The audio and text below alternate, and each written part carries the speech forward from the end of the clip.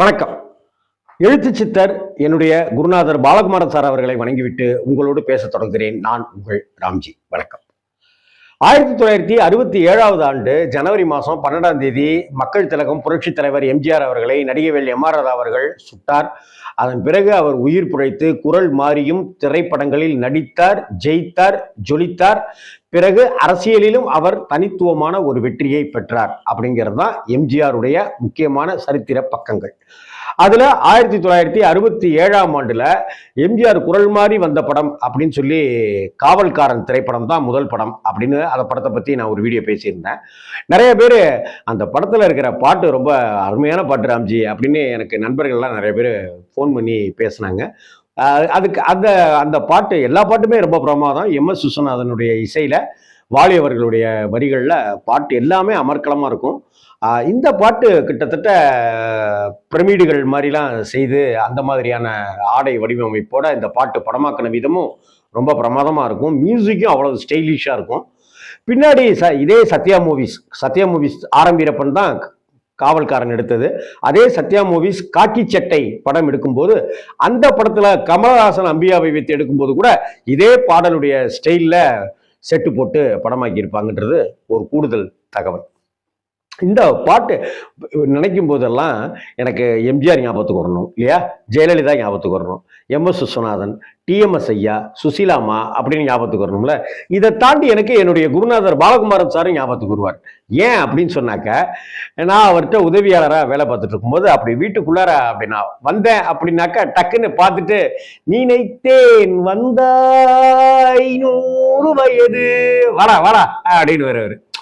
இது எனக்கும் இந்த மாதிரியான ஒரு விஷயம் பழக ஆரம்பிச்சிருச்சு. யாரையாவது சில நண்பர்களை அப்படி பார்த்துட்டேனாக்கா, ரொம்ப நாள் கழிச்சு பார்க்குறேனாக்கா, இல்லை நான் நினச்சிட்டே இருக்கேன் பார்க்கணும், ஃபோன் பேசணும் அப்படின்னு நினச்சிட்டு இருக்கேன், அவங்களே நான் சந்திக்கிறேனாக்கா, இல்லை ஃபோன் பண்ணுறாங்கனாக்கா நான் உடனே நினைத்தேன் வந்தாய் 100 வயது அப்படின்னு நான் உடனே பாட ஆரம்பிச்சிருவேன். அது பாலகுமாரன் சார்லேருந்து வந்த விஷயம். இந்த பாடல் வாழ்நாளெல்லாம் இருக்கிற பாட்டுல இதுக்கு ஒரு தனி இடம் உண்டுங்க. இந்த பாட்டை கேட்கும் போதே நமக்கு ஒரு உற்சாகம், ஒரு கம்பீரம், ஒரு காதல் குழைவு, எல்லா விதமான ரசங்களையும் இந்த பாடல் கொடுத்துரும். அந்த அப்படி கொடுக்கறதுக்கு எம்ஜிஆருடைய அந்த அழகு ததும்ப இருக்கிற அந்த கம்பீரம், அந்த ஆடை வடிவமைப்பு, அதே போல ஜெயலலிதாவுடைய அந்த கிளாமர் ஆடை வடிவமைப்பு, அந்த செட்டு, அந்த மணல், அப்படியான விஷயங்கள், சுசீலா அம்மாவுடைய அந்த மயக்கும் குரல், டிஎம்எஸ் ஐயாவுடைய அந்த கொஞ்சுகிற குரல், எல்லாமே சேர்ந்து வாலி அவர்களுடைய அந்த வரிகளும் கொண்டுட்டு போயிடும், நம்மளை மனசை அள்ளிட்டு போயிடும். அப்படிப்பட்ட பாட்டு தான் இது. அதாவது நினைத்தேன் வந்த அந்த அது சொல்ற டிஎம்எஸ் சாருடைய ஸ்டைல அந்த பாட்டை போட்டு கேளுங்க. நான் கூட அது மாதிரிலாம் பாட முடியாது, சத்தியமா பாட முடியாது. அவர் பாடுறது பாருங்க.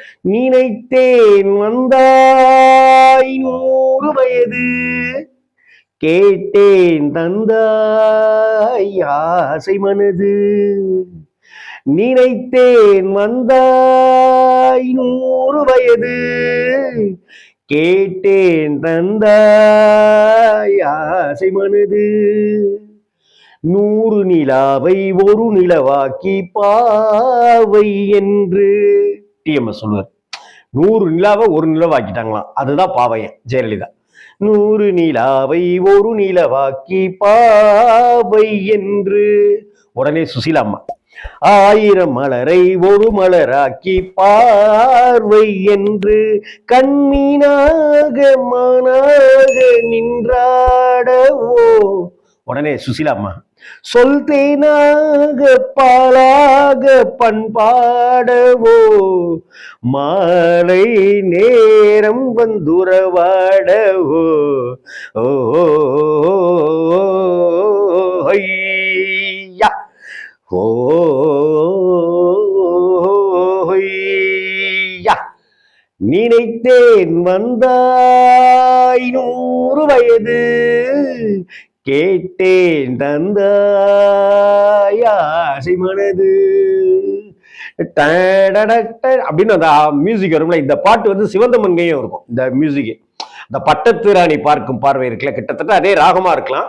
அதே போல அங்கேயும் அந்த இன்ஸ்ட்ருமெண்ட்டை பயன்படுத்தி இருப்பாரு. இந்த பிட்டை தான் வந்து பம்பாய் திரைப்படத்துல ஹம்மா ஏ ஹம்மா ஹம்ம ஹம்ம ஹம்ம ஹம்மா அந்த அரபிக்கடலோரம் அப்படின்னு ஏஆர் ரஹ்மான் அந்த டியூனை போட்டிருப்பாரு. நீங்க இந்த பாடலையும் காவல்காரன் படத்துல நினைத்தேன் வந்தான் பாடலையும், சிவந்தமன் படத்துல பட்டத்து ராணி அந்த பாட்டையும், பம்பாய் படத்துல ஏஆர் ரஹ்மான் இசையமைத்த அந்த அரபிக்கடலோர பாட்டையும் கேட்டீங்கன்னாக்க அந்த டியூன் அதை பற்றின விஷயங்கள் உங்களுக்கு தெரிய வரும். சரி, இந்த பாட்டுக்குள்ளார இப்ப போலாம். அடுத்ததாக டிஎம்எஸ் வந்து நீலை கண்ணாடி கண்ணம் கண்டு ஆக மலர் கல்லூரும் கிண்ணம் என்று ஓஹோ அது சிந்தாமல் கொல்லாமல் பக்கம் வா அன்பு தேனோடை பாய்கின்ற சொர்க்கம் வா அது சிந்தாமல் கொல்லாமல் பக்கம் வா அன்பு தேனோடை பாய்கின்ற சொர்க்கம் வா. உடனே சுசீலா அம்மாவுடைய வாய்ஸ் பாருங்க, வரிகள் பாருங்க, கவிஞர் வாலி அவர்கள். மன்னன் தோளோடு அள்ளி கொஞ்சம் கிள்ளை அவன் தேரோடு பின்னி செல்லும் உள்ளை உன்னை நெஞ்சென்ற மஞ்சத்தில் சந்தித்தேன் உந்தன் கை கொண்டு உண்ணாத கன்னித்தேன். உன்னை நெஞ்சு என்ற மஞ்சத்தில் சந்தித்தேன் உந்தன் கை கொண்டு உண்ணாத கன்னித்தேன். உந்தன் கை கொண்டு உண்ணாத கன்னித்தேன் அப்படின்னு சொல்றாங்களா?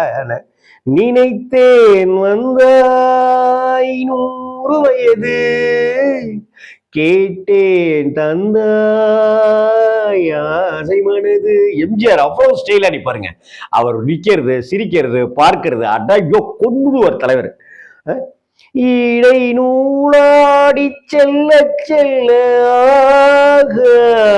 டிஎம்எஸ் அதை மேலாடை மூடிக்கொள்ள ஓஹோ சுசீலாமா. இது சின்ன பூமேனி காணாத கண்ணென்ன சொல்லி தீராத இன்பங்கள் என்னென்ன.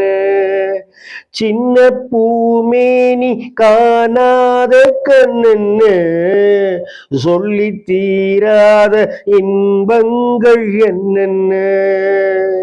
ஓ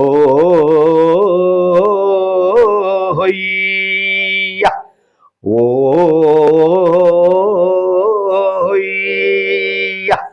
நினைத்தேன் வந்தாய் 100 வயது கேட்டேன் தந்தாய் ஆசை மனது.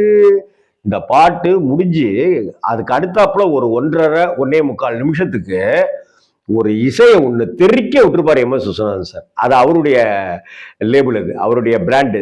அட்டே விட்டு விளையாடுவார் அந்த இசையில. எம்எஸ் விஸ்வநாதன் பாட்டு, எம்ஜிஆருடைய நடிப்பு, அந்த பிக்சரைசேஷன், பாடி இலகண்டன் சாருடைய பிக்சரைசேஷன் ஸ்டைலு, அந்த வாலி அவர்களுடைய வரிகள், சுசீலா அம்மாவுடைய குரல்.